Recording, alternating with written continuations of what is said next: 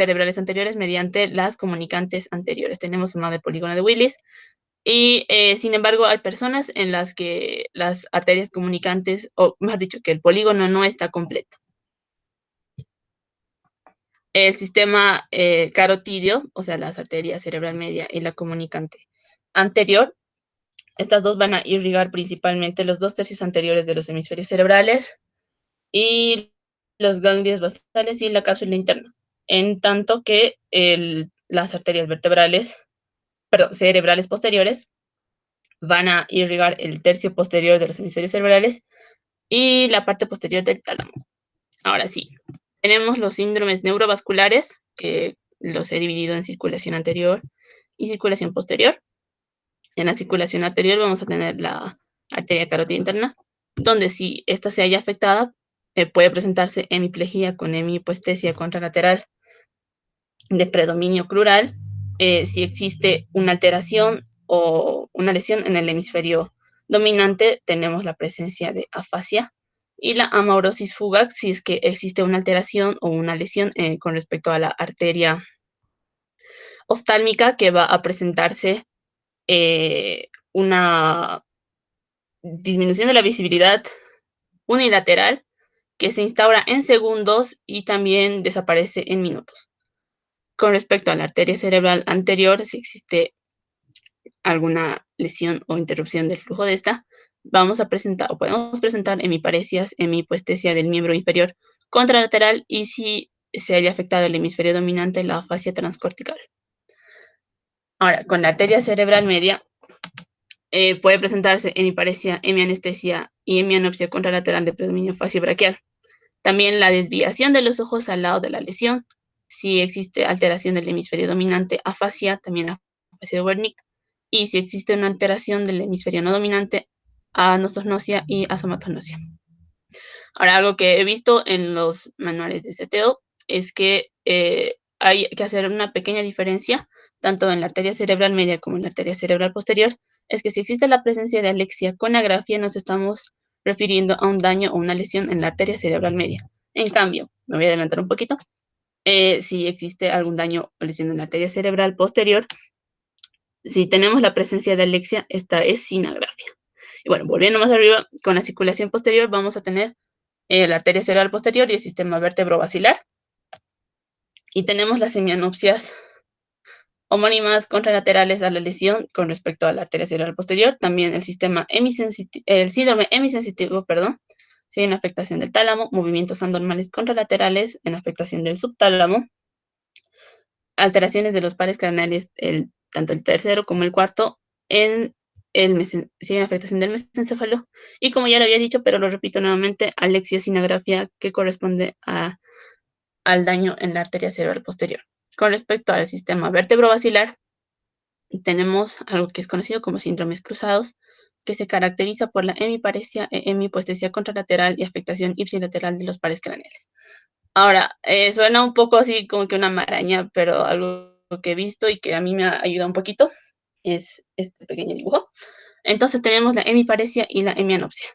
Si tenemos una afectación de la arteria cerebral anterior, entonces como vemos está contemplando nada más la hemiparesia, vamos a tener que en el daño de la arteria cerebral anterior, esta puede cursar con una hemiparesia crural contralateral, pero sin hemianopsia. A diferencia de la arteria cerebral media que contempla a ambas, cursa con una hemiparesia facio-braquial o una hemianopsia, homónima contralateral. Y de la arteria cerebral posterior, cuenta con una hemianopsia homónima contralateral, pero no tiene hemiparesia. Bien, ahora vamos a hablar sobre los tipos de enfermedad cerebrovascular, contemplando el que me ha tocado exponer el día de hoy, que son las lesiones isquémicas, que se caracterizan por la interrupción del flujo sanguíneo, ya sea por un trombo o por un émbolo. Y esta puede dividirse para mayor comodidad, digamos, en ataque isquémico transitorio e infarto cerebral, que a esta vez esta se divide en otras 5, que vamos a hablar más adelante. Y las lesiones hemorrágicas, donde existe una lesión de la arteria, pero de igual manera hay una interrupción del flujo. Bien, tenemos los ataques sistémicos transitorios, que estas van a provocar una alteración neurológica focal Se ha establecido como una regla de que duran aproximadamente 24 horas. Sin embargo, estas suelen durar 1 hora y también pueden dividirse, digamos, con el periodo que presentan respecto al terreno carotidio o al terreno vertebrobasilar, siendo el terreno carotidio teniendo un tiempo medio de 14 minutos y el terreno vertebrobasilar de 8 minutos. Estos son predictores de infarto, entonces hay que tenerlos muy en cuenta. Y principalmente se debe a aterosclerosis o cardiopatías embolígenas. Entonces, ¿qué es lo que se va a presentar? Tenemos que a nivel de terreno carotidio puede presentarse amaurosis unilateral, hemiparesis de predominio facibraquial, disfasia, hemianopsias, alexia, agrafia, acalculia y sacudida de extremidades. Con respecto al terreno vertebrobasilar, cegueras, hemianopsias, hemiparesis alternantes, paresis o hemiparesis de una cara, vértigo, ataxia, diplopía y disartria. Ahora, el infarto cerebral, que son 5 causas, aquí vemos 4, pero les voy a explicar un poquito más adelante. Tenemos el aterotrombótico, donde existe una ateromatosis de grandes vasos extracanales, principalmente en la arteria carótida interna. Esta tiene las siguientes características. Se va a desarrollar en pocas horas, tiene una evolución intermitente y se presenta durante periodos de sueño, reposo o periodos de hipotensión. A diferencia del cardioembólico, que tenemos una instauración brusca, disminución de la conciencia y esta aparece durante la vigilia y puede deberse tanto a lesiones valvulares, alteraciones del ritmo, como fibrilación auricular, y miocardiopatías como miocardiopatía dilatada. Ahora, el infarto lagunar, que corresponde al 20% de toda la patología vascular y se caracterizan por ser de pequeño tamaño, que no supera a los 15 milímetros y tiene una localización profunda. Entonces, ¿qué es lo que se va a producir? Van a tener diferentes síndromes, que son alrededor de 20, pero 5 son los principales, y el síndrome va a corresponder a la localización de la lesión, teniendo una hemiparesia pura cuando existe una lesión en la cápsula interna, síndrome hemisensitivo puro o síndrome queiroporodal en el tálamo y protuberancia, síndrome hemisensitivo motor a nivel cápsulo-talámico, ataxia, hemiparesia, disartria y mano torpe a nivel de las radiaciones de la cápsula interna o de la protuberancia. Ahora, con respecto a las causas inhabituales, tenemos a las causas hematológicas, que puede deberse a hemoglobinopatías, anemia de células falciformes, puede haber policitemias, trombosis, leucemia, síndromes de hipercoagulabilidad, y también puede asociarse a anticuerpos antifosfolipídicos y anticardiolipina. También tenemos las arteriopatías no escleróticas, que puede ser una disección arterial, una displasia fibromuscular, también la enfermedad de Moya-Moya, y a nivel de enfermedad sistémica como otra causa, síndromes mieloproliferativos.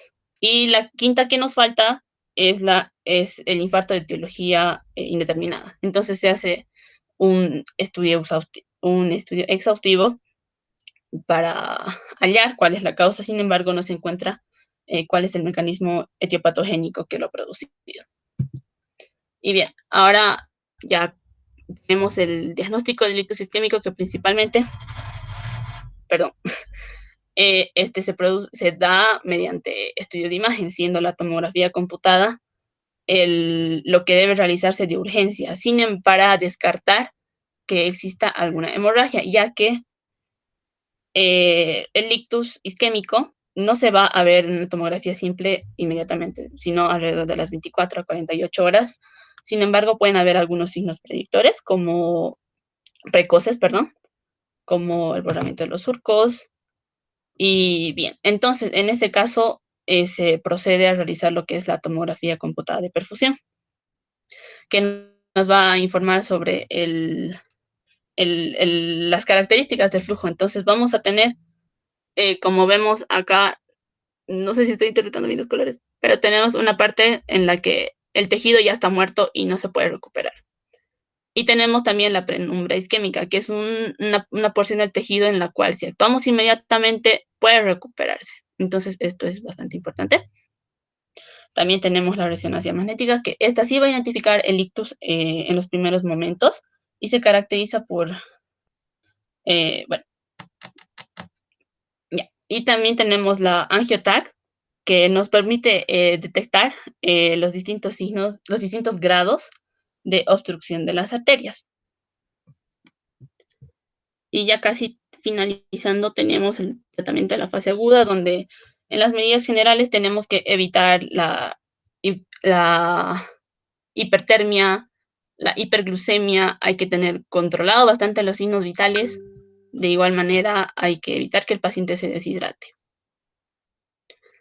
Después tenemos la fibrinólisis con LTPA, en la cual va a consistir en la destrucción del trombo mediante un agente farmacológico que es la alteplasa. Entonces, esta va a ser útil para cuando exista la oclusión de un vaso de pequeño calibre o un vaso de gran calibre. Entonces, tenemos las indicaciones que son las siguientes. Diagnóstico clínico se va a realizar en diagnóstico clínico de ictus, claro que sí. Cuando el tiempo del ictus sea menor a 4 horas y media desde el inicio de los síntomas. Que en la tomografía computada no haya signos de hemorragia, de edema, ni que haya una afectación mayor de 1/3 del territorio de la arteria cerebral media. Que tenga una calidad de vida buena. Mayores de 18 años. Para arriba creo que se considera, estaba leyendo igual, que por encima de los 80 años el tiempo de ventana terapéutica con esto es de 3 horas. Y las contraindicaciones tenemos que no existe una presión arterial mayor a 185/110, una glucemia menor a 50 o mayor a 400, que las plaquetas se hallen por debajo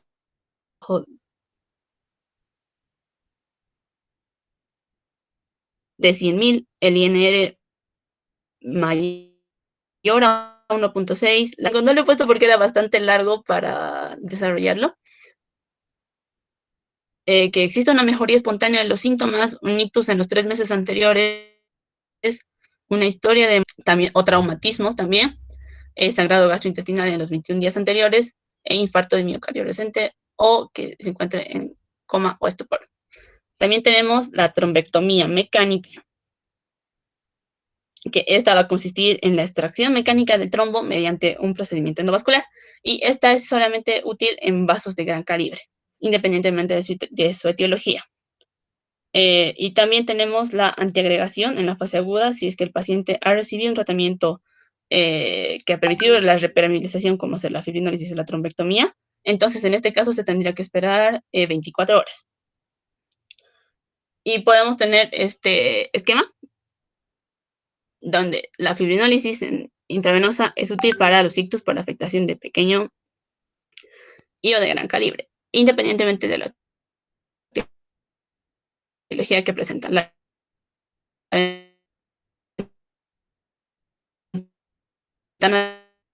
terapéutica es hasta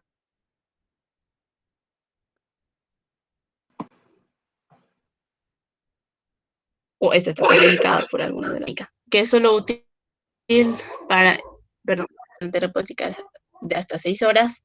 Y si es mayor a 6 horas, debe demostrarse que el tejido está viable mediante la prueba de perfusión que Tienes un minuto, Carla. ¿Perdón? Que tienes un minuto. Eso es todo. Bien. ¿Preguntas jóvenes para su compañera?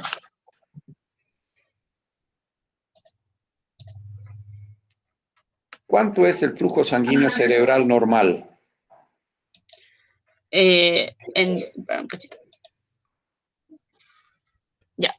Entre 40 a 50 mililitros por cada 100 gramos, si no estoy mal, doctor.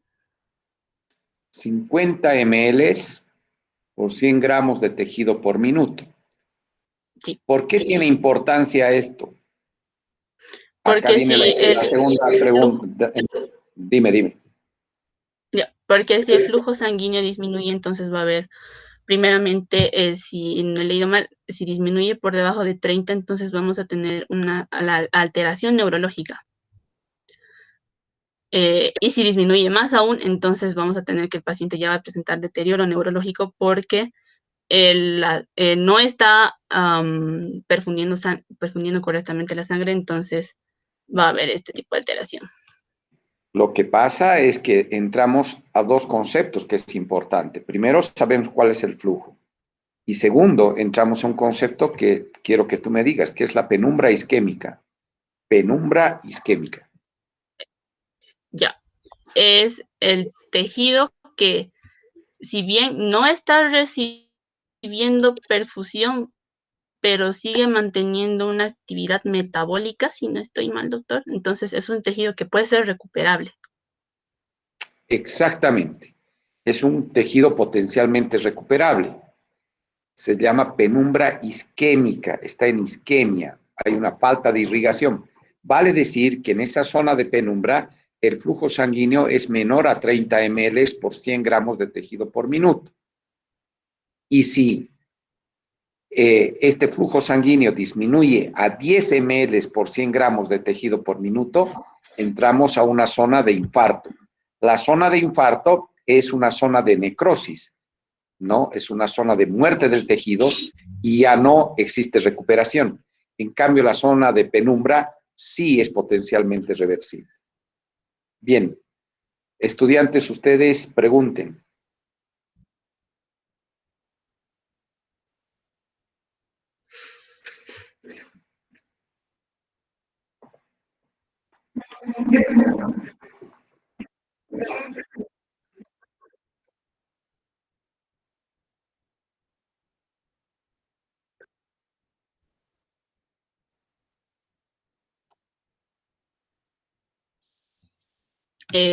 Podría recurrirse a evaluar, ¿no? Dónde está localizada la lesión y podría a la trombectomía mecánica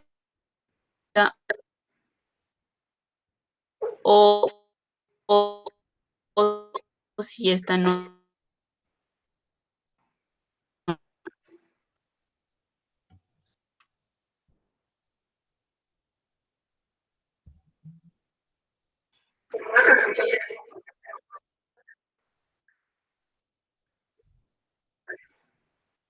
Está súper mal. ¿Ahora sí me escuchas bien?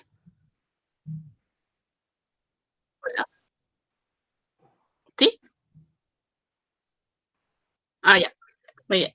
Entonces, si ha pasado el tiempo, podemos proceder a la trombectomía mecánica, evaluando dónde está la lesión posible antiabrevasción plaquetaria.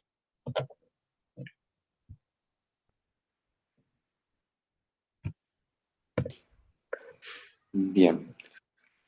Última pregunta.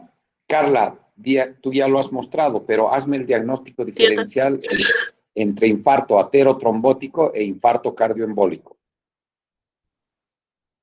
Ya.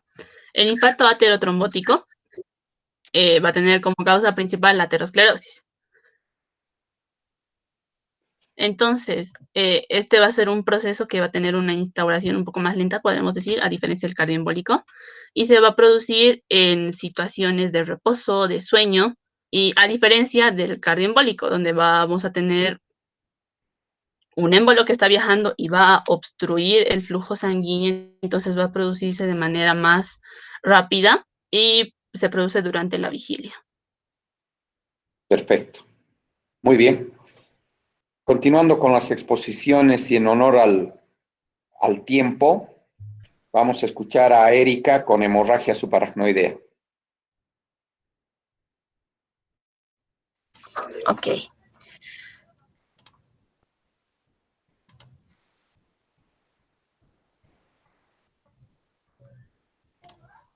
Compartimos entonces. ¿Me escuchan, verdad? Sí. Perdón, en la mañana mi voz es un poco ronca. Uy, qué. Ahí está, ya. Bueno, entonces ahora vamos a ver la parte de hemorragia subaracnoidea, continuando con esto de los accidentes cerebrovasculares. Ya. Haciendo el recuerdo anatómico correspondiente, entonces, debemos identificar cuál es el espacio subaracnoideo. Entonces, recordemos cómo son las meninges. Bueno, Desde fuera hacia adentro tenemos piel, aponeurosis, periósteo, hueso y las meninges, ¿verdad? Dura madre, aracnoides, que están muy estrechamente pegaditas, ¿verdad? Debajo de la aracnoides existe un espacio. ¿Ven este espacio? Ese espacio se llama espacio subaracnoideo. Entonces, este espacio subaracnoideo es donde va a discurrir el líquido cefalorraquídeo. Y luego, por debajo tenemos a la pía madre que ya está en contacto ínfimo con el parénquima encefálico, ¿verdad? Ya. Ahora, ya estábamos recordando en la anterior exposición esto que se llama el polígono de Willis, o también se llama círculo arterial cerebral. Y para que lo vean de manera más gráfica, está aquí en el cerebro, y es un entramado de vasos sanguíneos arteriales que forman círculos. Estábamos diciendo que aquí vamos a encontrar varias arterias, ¿verdad? Las más importantes, más grandes para considerar son estas: arteria cerebral anterior, arteria que son dos, ¿verdad? La arteria cerebral media, las dos también, que derivan de la carótida interna. Luego tenemos las cerebrales posteriores, que son provenientes de esta arteria que se llama la arteria basilar, que es una arteria que es bastante gruesita y se origina esta por la unión de las dos arterias vertebrales.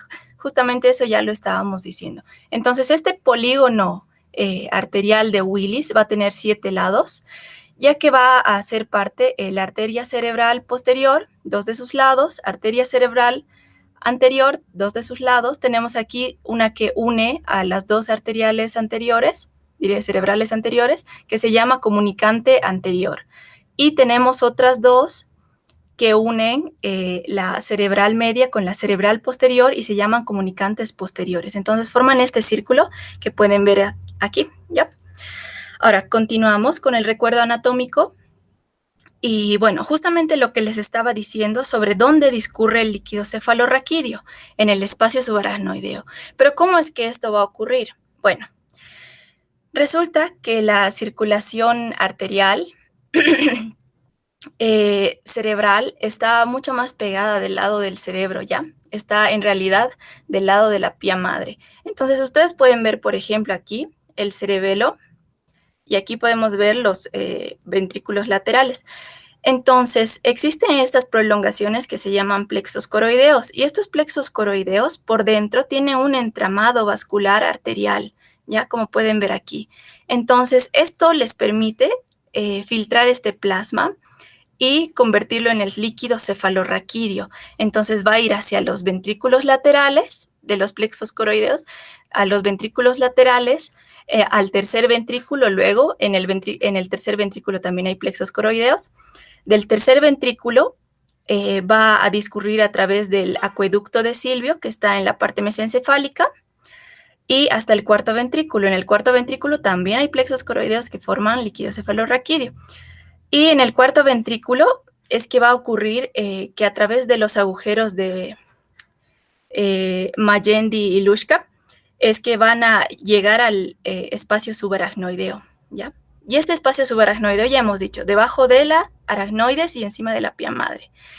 Entonces, aquí el líquido cefalorraquídeo lo que va a hacer es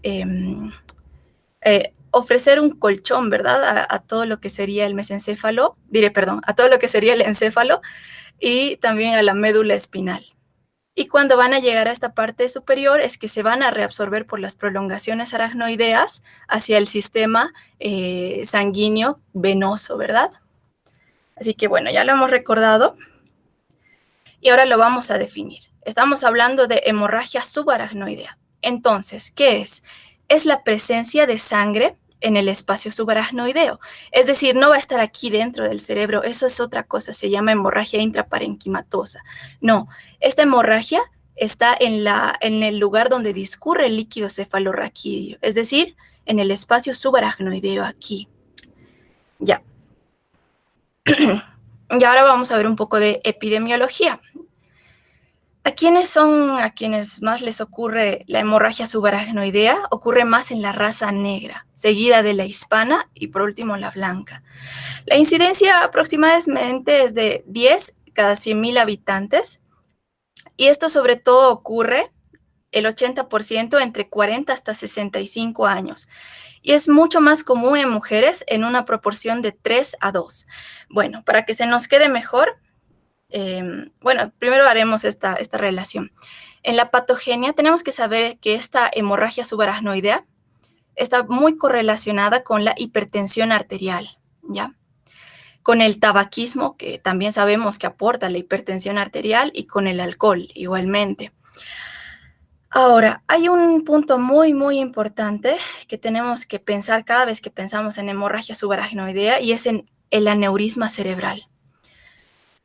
Entonces, el aneurisma cerebral aumenta el riesgo de una hemorragia subaracnoidea. Entonces, todo lo que aumenta el riesgo de aneurisma también aumenta el riesgo de hemorragia, ¿verdad?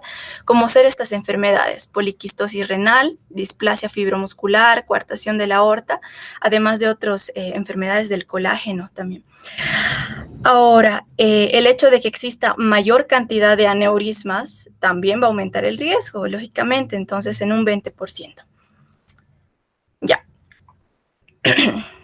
Hay una cosa que tenemos que tener muy, muy en claro, que es cuáles son las causas de hemorragia subaracnoidea. HSA es hemorragia subaracnoidea. Dos cosas. Uno, que la causa más frecuente, primera causa de hemorragia subaracnoidea son los traumatismos, es decir, caídas, golpes en la cabeza, accidentes automovilísticos, ya.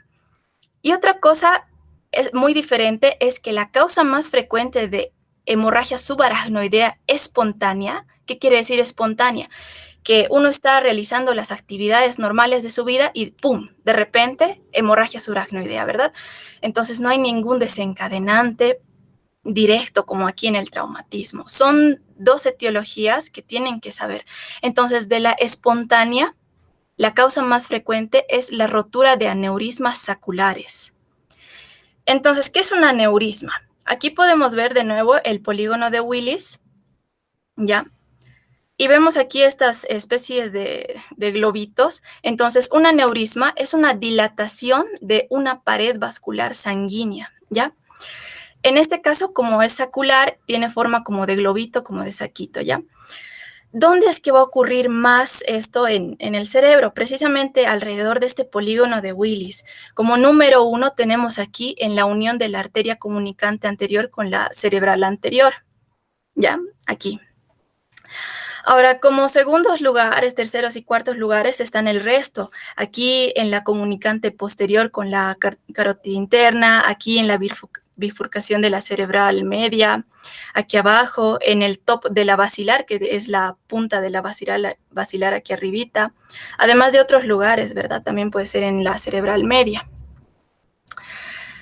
Otras causas menos frecuentes de esta rotura de aneurisma, bueno, la hemorragia subaracnoidea, otras causas menos frecuentes son la rotura de una malformación arteriovenosa.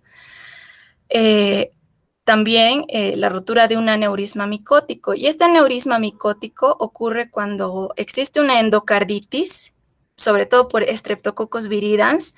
Entonces se forman émbolos que llevan a la bacteria a través de la circulación sanguínea. Llegan al cerebro, se pegan a una pared y forman este aneurisma micótico. Y también existen otra clase de aneurismas que se llaman fusiformes, y se llaman fusiformes porque en realidad están ensanchados a lo largo, no como estos que son como saquitos, no están ensanchados a lo largo, pero eso es mucho más raro de que se rompa, ¿ya? Así que no tienen que olvidar, primera causa de hemorragia subaracnoidea es traumatismo, de hemorragia subaracnoidea espontánea, rotura del aneurisma sacular. Ahora, para que me entiendan mejor, aquí vemos este aneurisma cerebral en el polígono de Willis, precisamente está aquí, para que lo vean de manera más gráfica, aquí en todo el encéfalo, y de repente se rompe. Y como pueden ver, o sea, esta imagen es muy dramática porque en verdad el cuadro es muy dramático. Para que recordemos la epidemiología de nuevo, raza negra más frecuente, mujer más frecuente, de la patogenia, el tabaquismo que produce hipertensión arterial, y tenemos aquí su aneurisma sacular, ¿verdad? Entonces este va a romperse ¿Y qué va a sentir nuestra paciente? Como si le hubieran dado un batazo, como si le hubiera caído un trueno. Y esto se llama dolor de cabeza o cefalea, mejor dicho, en trueno, ¿ya? Súper dramático. Además, se va a acompañar de otros signos y síntomas.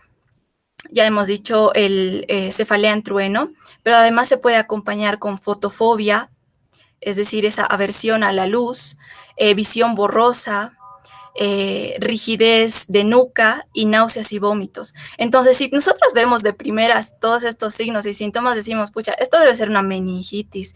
Entonces, uno de sus diagnósticos diferenciales más importantes es la meningitis en la hemorragia subaracnoidea, porque sus signos y síntomas son muy parecidos. Para resumir la clínica, entonces, vamos a tener síntomas por compresión. Es decir, nosotros tenemos esos aneurismas, entonces van a estar comprimiendo las estructuras cerebrales. Estos se llaman premonitorios porque vienen justo antes de ese cuadro súper dramático que estábamos diciendo. Entonces, ¿cuáles van a ser? Una cefalea centinela. ¿Qué quiere decir esta cefalea? Una cefalea de inicio brusco que va a durar unos minutos hasta media hora, unas pocas horas, pero que va a ceder y que después de eso nuestro paciente tal vez no le tome mucha importancia. También puede ocurrir que haya parálisis progresivas del tercer par, que es el oculomotor, o del sexto par, que sabemos que es el abducens, ¿verdad? Y eso va obviamente a producir defectos del campo visual, ya que son estos pares craneales relacionados con la vista. ¿Y por qué es que va a ocurrir estos signos y síntomas premonitorios? Pues si se dan cuenta, este es el polígono de Willis, ¿verdad? Entonces los aneurismas van a estar aquí alrededor. ¿Y qué son estos? Son los pares craneales. Entonces aquí tenemos 1, 2, 3, 4, el 5, 6, 7, 8, 9, etcétera, ¿no ve? Entonces, dependiendo de dónde es que ocurra el aneurisma, puede llegar a comprimir uno de estos pares craneales, como decíamos aquí en el 3 o aquí en el 6, y puede llegar a producir estas parálisis progresivas del tercero o del sexto par. Ahora luego viene el cuadro que ya es muy dramático, que es cuando se rompe este aneurisma cerebral. Vamos a tener esta triada, ¿ya? Primero, una cefalea en trueno, como el paciente les va a decir que es la peor cefalea que ha tenido en su vida, jamás le ha dolido tanto, ¿ya? Como segundo punto, que va a haber rigidez de nuca, ¿ya? Y esto pareciera muy, muy parecido, ¿no?, a un signo meningio. Y como tercer punto, va a haber náuseas y vómitos. Ya, esta es la tríada que no debemos olvidar. Otros síntomas que pueden haber es también que nuestra paciente llegue a tener pérdida de conciencia, otros déficits neurológicos focales, hemiparesias o hemiparestesias también. Luego también vamos a tener que en el fondo de ojo vamos a encontrar hemorragias subhialoideas y también edema papilar por el aumento de la presión intracraneal, porque obviamente está entrando sangre, ¿verdad?, donde no debería haber, entonces el líquido cefalorraquídeo va a aumentar su presión. Y también podemos encontrar incluso alteraciones electrocardiográficas. Así que al final vamos a ver a nuestra paciente incluso de esta manera. Con reducida conciencia, vómitos, incluso convulsiones, incontinencia a veces. Ya. Ahora, ¿cuál sería el pronóstico? Y precisamente es por esto que esta enfermedad, esta patología se estudia muy bien, porque su mortalidad es del 50%, ¿ya? En la cual el 10% de la mortalidad se da durante el primer día y el 40% durante el primer mes. Y las personas que sobreviven en realidad no están mucho mejor. Presentan la gran mayoría, más de la mitad, el déficit neurológicos, ¿ya? ¿Y cómo es que vamos a saber este pronóstico cuando veamos a nuestro paciente? Pues resulta que hay criterios, ¿ya? Hay criterios de Hunt y Hest y de la Federación Mundial de Neurocirujanos. en los cuales, bueno, para resumirles, para no estar tan a detalle con esto, sobre todo se toma en cuenta los síntomas, ¿verdad? Síntomas, por ejemplo, aquí vemos rigidez de nuca ligera, sin déficit, el déficit neurológico también se toma muy en cuenta, si no tiene, si sí tiene, y también el estado de conciencia, después somnolencia, estupor y coma, cuando ya hay déficit de conciencia ya son los últimos grados que hay. Y en este de la Federación Mundial de Neurocirujanos se toma en cuenta el nivel de conciencia, igual, escala de Glasgow, y una focalidad neurológica mayor. ¿Qué quiere decir esto? Cuando existen hemiparesias o hemiplegias o afasias. Ya, esto es más resumido entonces. Dependiendo del grado, a mayor grado, pues vamos a saber que nuestro paciente tiene un peor pronóstico. Ya. Ahora, ¿cómo vamos a realizar el diagnóstico? ¿Ya? Como les dije hace un rato, es un poco por la clínica, un poco difícil tal vez diferenciarlo de una meningitis, sobre todo el signo más característico, el síntoma, mejor dicho, más característico sería la cefalea brusca, intensa, ¿verdad? En trueno. Luego ya puede tener rigidez, vómitos, fotofobia, ¿verdad? Una clínica sugerente a esta hemorragia subaracnoidea. Entonces, ¿qué vamos a hacer? Una tomografía computarizada cerebral sin contraste, ¿verdad? Aquí vamos a poder ver hiperdensidades que nos van a indicar que existe sangre en este espacio subaracnoideo. También puede llegar a verse esta sangre, esta hiperdensidad en los ventrículos cerebrales, ya porque dijimos que tiene contacto también. Ahora, si es que no encontráramos nada en la tomografía, aquí vemos, podemos realizar una punción lumbar. Y en la punción lumbar existe una prueba que se llama de los 3 tubos, en la cual al paciente nosotros le realizamos una punción y sacamos 3 muestritas de líquido cefalorraquídeo en 3 tubitos, ¿ya? Podemos encontrar que nuestro líquido cefalorraquídeo, este líquido cefalorraquídeo, sea xantocromático de este color como anaranjado. Ahora, cualquiera podría decir, tal vez es que le hemos hecho una lesión traumática al realizarle la punción y por eso está sangrando, ¿no ve? Por eso se hacen 3 tubitos. Porque si fuera una punción traumática, el primero saldría así con sangre. El segundo, pues también saldría con sangre medio xantocromático. Y el tercero saldría limpio. Saldría cada vez más limpio entonces. Pero no, cuando existe una hemorragia subaracnoidea, los 3 salen xantocromáticos. Estos se ven amarillos porque después la hemoglobina se va degradando, ¿verdad? Y toma este color. ¿Ya? Ahora,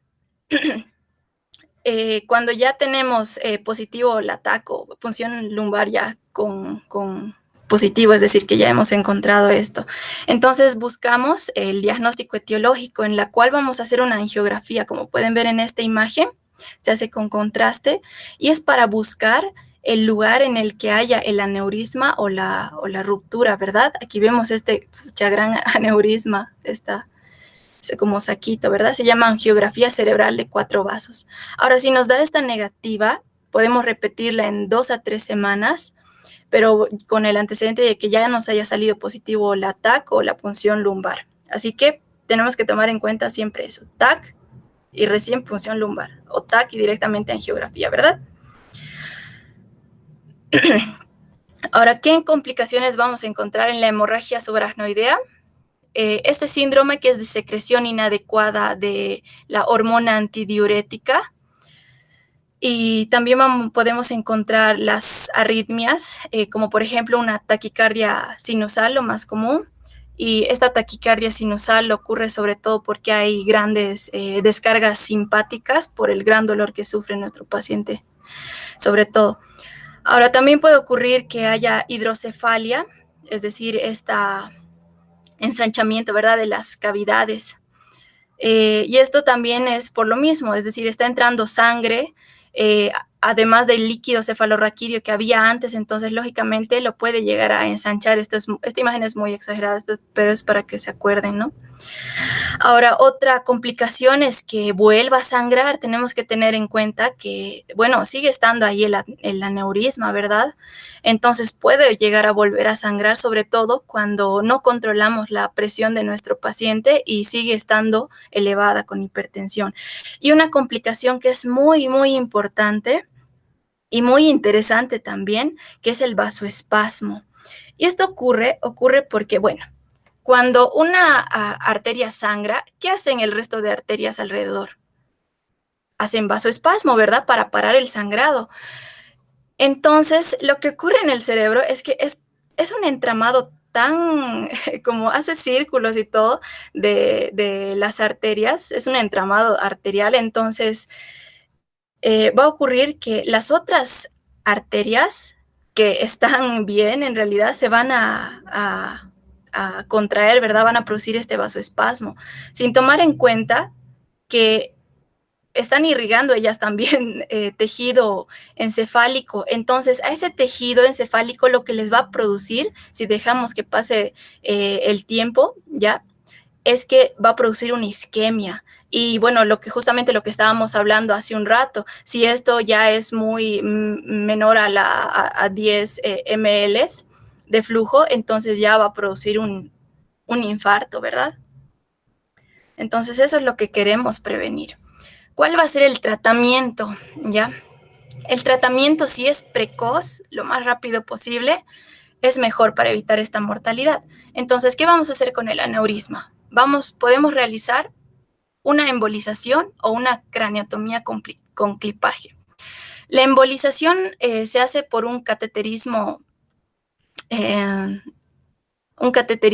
el cual vamos a introducir, ven aquí que puede verse el aneurisma, se van a introducir unos alambritos que se llaman coils, ¿ya? Y estos coils lo que van a hacer es que de alguna manera van a ocupar el espacio que estaba ocupando esta aneurisma, y de una manera es que lo van a excluir de lo que sería de la circulación arterial normal. Entonces, bueno, veamos aquí mejor.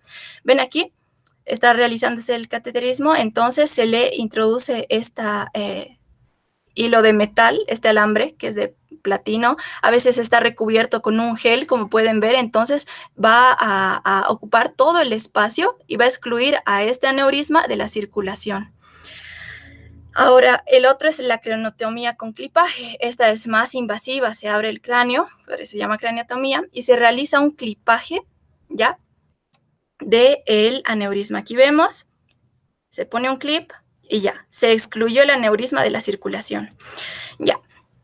Ahora, ¿qué vamos a hacer para tratar otras cosas, como por ejemplo el resangrado?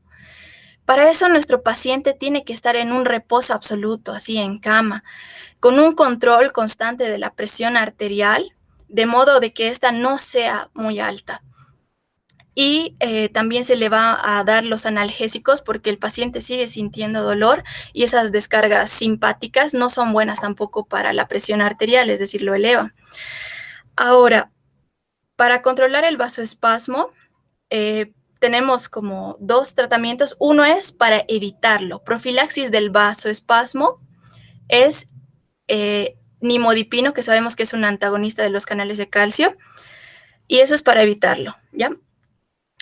Pero si ya ocurrió el vasoespasmo, realizamos esta terapia triple H, ¿ya? En la cual se va a producir una hemodilución, hipervolumen, es decir, va a aumentar el volumen y así va a aumentar también la tensión, hipertensión.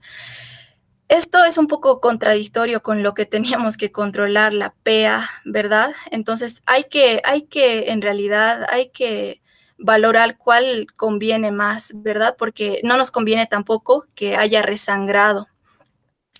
Ahora, ¿qué haríamos para controlar la hidrocefalia?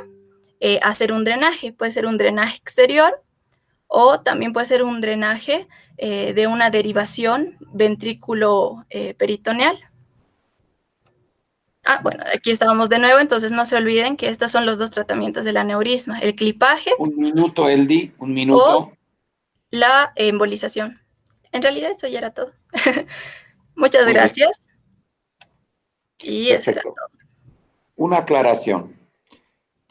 El vasoespasmo es una complicación muy importante de la hemorragia subaracnoidea y no se debe a un reflejo miógeno, no es que las otras arterias se contraen, sino que se debe que la sangre en el espacio subaracnoideo sufre un fenómeno de degradación. La hemoglobina va a degradarse a metahemoglobina y a oxihemoglobina. En esa degradación de la hemoglobina se liberan una serie de sustancias, entre ellas radicales libres, que son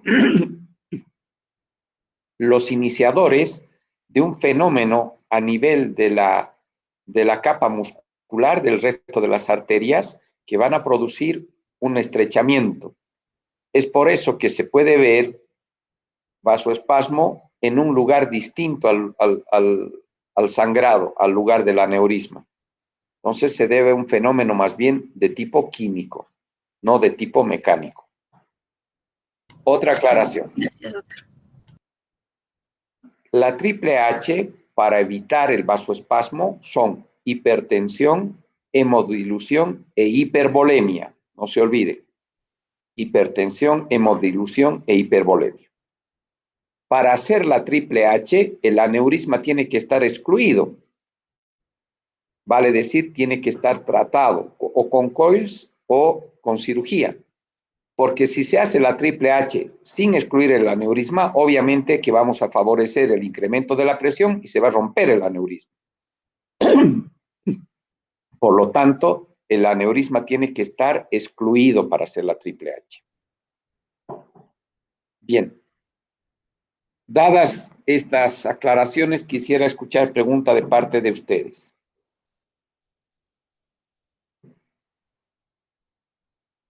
Bien. Lo has hecho bien, Erika.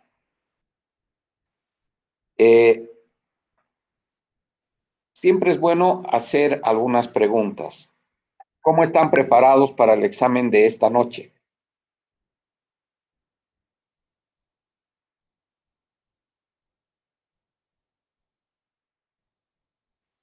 Con su carita ya me dicen todo. ¿Han abarcado más o menos el temario que les han dado? Sí, doctor. Doctor, faltan algunos temas aún. Bien. Ignoro la manera o la forma como los otros colegas llevan este tipo de clases. ¿Ustedes saben cómo lo han hecho? Del doctor Paz, doctor, teníamos una compañera que tendría que estar en este rote, pero creo que hay más docentes de neurología, entonces le ha tocado estar con el doctor Paz. Entonces, por lo que nos ha podido comentar un poco, llevan un tema o dos temas al día y los viernes dan examen de cualquier un tema al azar, de los que llevan la semana. Vale decir que están mejor preparados que ustedes, ¿o no? Sí. Por lo tanto, la rotación con el doctor Quiroga, una huevada. Doctor, ellos llevan temas específicos. Nosotros llevamos síndromes como tal y creo que abarcamos más temas por día tal vez. ¿Cuáles son los temas específicos, pues, que llevan ellos? Por ejemplo, ellos llevaron por separado las epilepsias, doctor. Epilepsia focal, epilepsia generalizada, epilepsia focal con afección de la conciencia. Y nosotros llevamos en general epilepsias, ¿no? Todas. ¿Qué otros temas?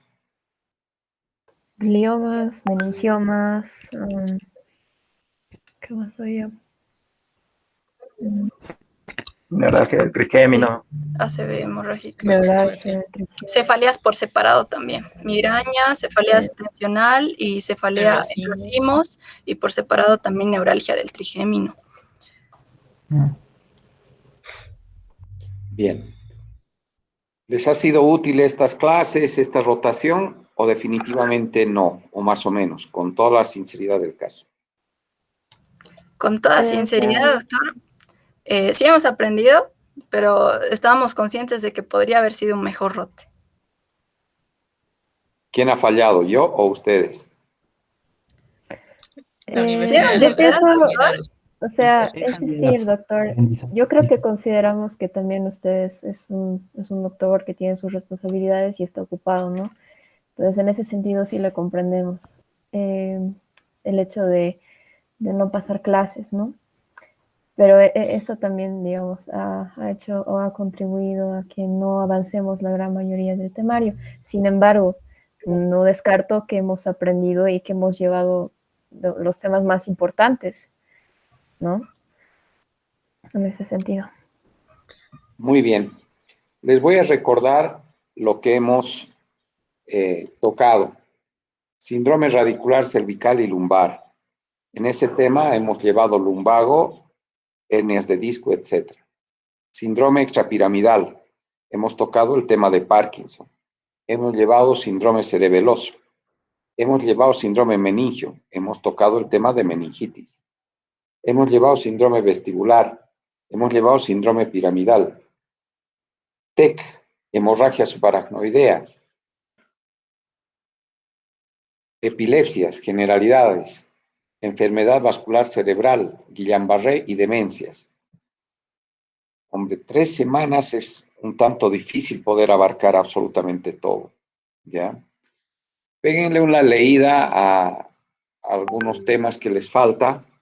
Un buen marco de orientación es el CTO y yo creo que con eso van a estar mejor. Les puedo asegurar que ustedes van a sacar encima de 80 hoy día. El problema está el día de mañana, que van a dar el examen conmigo a las 10:15 de la mañana, donde habitualmente su nota máxima es 35. Así que pónganle ganas a esto, ¿no? Les deseo suerte esta noche, chicos. Gracias, doctor. Muy bien. Gracias. Mañana Gracias, doctor. 10:15 el Doctor, hasta examen. mañana.